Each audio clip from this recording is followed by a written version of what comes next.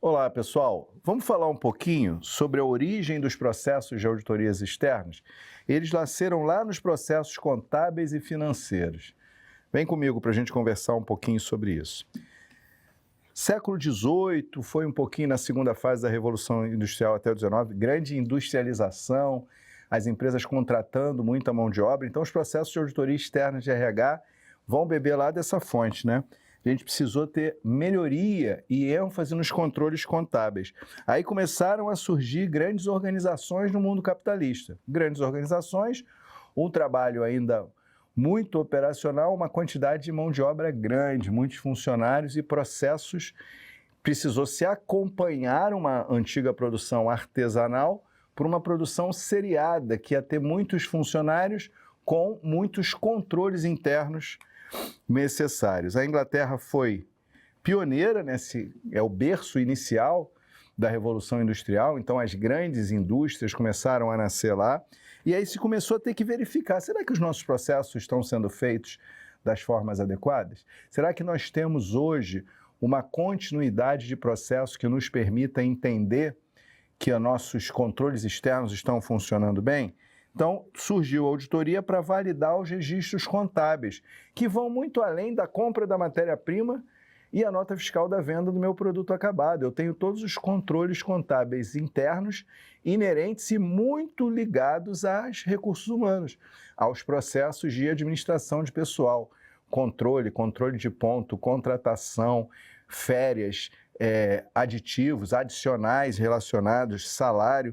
E aí surgiu o imposto de renda, quer dizer, era muita coisa nova para uma quantidade de pessoas muito grandes. Então, a auditoria externa, a interna também, obviamente, tiveram um papel fundamental para esse processo. Quais são os objetivos primordiais de uma auditoria externa? Primeiro, uma boa auditoria externa me garante poucos erros, poucas irregularidades e, por consequência, estabilidade econômica. A empresa passa a ser menos suscetível a irregularidades. Confirma a legitimidade do documento. Será que esse controle, esse registro, esse sistema, de fato, tem o nível de acuracidade necessário que esse meu processo exige em função dessa legislação, desse acordo com o sindicato, dessa convenção coletiva?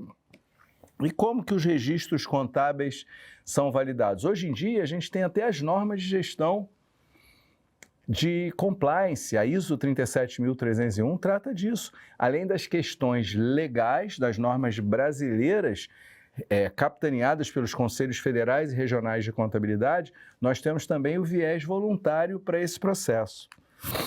E a auditoria é, sim, um instrumento de gestão. Ué, mas ele não verifica? Sim, ele verifica para garantir confiabilidade, para monitorar e, a partir daí, eu tenho efetividade de controle. Então, para funcionar bem, eu tenho um sistema de gestão, um sistema operacional. Hoje em dia é muito comum, as empresas têm os famosos sistemas ERP, SAP é um dos mais famosos, onde todos os dados estão interligados, inclusive com módulos de contabilidade, com módulos operacionais, módulos de compras, de vendas e por aí vai.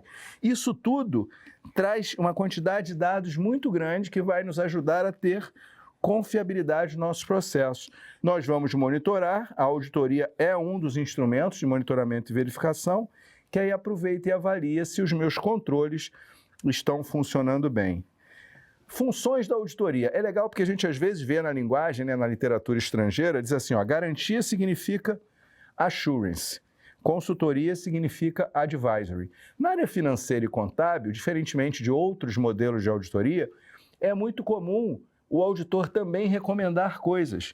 Então, nesses papéis, só que esses papéis eles são potencialmente conflitantes. Se eu estou auditando, se eu estou avaliando se está funcionando bem, eu verifico e aponto. Está certo é conformidade, está errado é não conformidade. Quando eu presto consultoria, eu estou ajudando a melhorar o tal processo. Consultoria e garantia. O enfoque consultivo, ele me ajuda a melhorar os meus processos. E a garantia vem corroborar se esse processo, de fato, está funcionando bem. Será que o meu nível de maturidade dos meus controles internos é adequado? Eu substituí um software por outro, ou eu implantei o software e antes eu tinha os meus controles manuais. Controles manuais aumenta por demais a potencialidade do erro humano, da limitação da ferramenta. Imagina controlar registros contábeis em planilhas em Excel. Ah, mas eu vou fazer uma planilha com macro, ok, mas é manual. O input de dados, ele pode levar a desvios, um sistema, ele pode ter muitos mecanismos à prova de erro, ou pelo menos para mitigar ao máximo isso. Então, a função consultiva, ela pode se confundir no processo de auditoria. Muito cuidado, qual o seu papel ali? Eu sou o consultor interno que estou melhorando aqueles processos ou eu estou realizando uma auditoria de verificação? Fique atento a esses papéis que são complementares e diferentes e que podem, se mal conduzidos, serem considerados conflitantes. Numa auditoria externa de RH, o que eu espero dela? Uma confidencialidade tamanha, eu tenho que ter, eu estou tratando de dados sensíveis, eu estou tratando de dados pessoais, que nós temos Lei Geral de Proteção de Dados, uma legislação federal do Brasil que foi colocada em prática em 2018, em 2020, ela é de 2018, passou a valer. Nós temos norma de Sistema de Gestão de Segurança e Privacidade de Dados, que é a ISO 27701. Ela trata de uma complexidade muito grande e o accountability, né? Qual o peso financeiro que isso tem?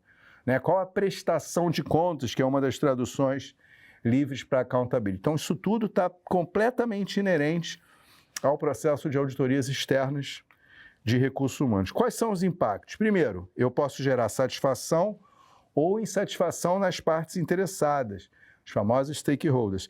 Eu posso gerar para a empresa penalidades e multas, ou evitar, né? Se a minha auditoria sinalizar coisas antes do problema ocorrer, e ela pode passar por intervenções sensíveis. Então, repare que os impactos da auditoria de RH, eles podem ser estratégicos. Uma empresa com uma multa muito cara, com uma penalidade muito crítica, ela pode deixar de operar. Há uns anos atrás, nós tivemos a revisão da NR12, que fala de segurança de máquinas e equipamentos. Se numa auditoria do auditor fiscal do trabalho fosse identificado que aquelas máquinas não tinham nível de proteção preconizado pela NR12, o auditor fiscal do trabalho interditava aquela área ou aquela empresa como um todo. De uma hora para outra o cara não produz mais. Que impacto que isso gera? Não é só a multa. Olha o cliente dele, o acionista, sendo diretamente afetado. E os funcionários, né? Sem produção, sem receita. Sem receita, como é que tem custo? Vai ter que diminuir custo. Os problemas são muito sérios. Quais são os stakeholders envolvidos? Os funcionários, diretamente envolvidos, os acionistas que põem o seu dinheiro no jogo e querem minimizar o risco, e os clientes. E esses só alguns, tá? Eu posso ir para os órgãos fiscalizadores e outros mais. E qual o caminho da auditoria, gente? Na auditoria, vou verificar o meu apoio estratégico para isso. E o equilíbrio entre consultoria e garantia é essencial. Ora, eu posso estar desempenhando um trabalho de consultoria interna. Se eu virei um auditor externo, eu não sou mais funcionário daquela empresa, ou eu nunca fui, o meu viés de atuação é completamente diferente nesse processo. Conversamos bastante sobre o processo inicial de auditoria externa, como é que isso está desde a sua origem nos processos contábeis e financeiros, onde a gente tinha uma pressão muito grande, né? O auditor financeiro e contábil lá nos primórdios, ele era um cara que ia buscar coisa errada, né? Ele ia lá pegar desfalque, pegar desvio financeiro. Ainda bem que os processos melhoraram. Falamos um pouco do processo de assurance e de advisory, dos papéis conflitantes entre consultoria e auditoria, os caminhos da auditoria e olha a relevância que o processo de auditoria externa em recursos humanos vai além da parte interessada do stakeholder funcionário. Fala de acionista, fala de cliente, fala de funcionários e subcontratados. Então, é um processo bastante amplo que a gente precisa tomar muito cuidado para conduzir as auditorias externas com a máxima lisura e técnica possível. Espero ter contribuído para o pensamento analítico, crítico e para as visões sistêmicas que vocês precisam ter como auditores externos. Espero revê-los em breve. Um grande abraço.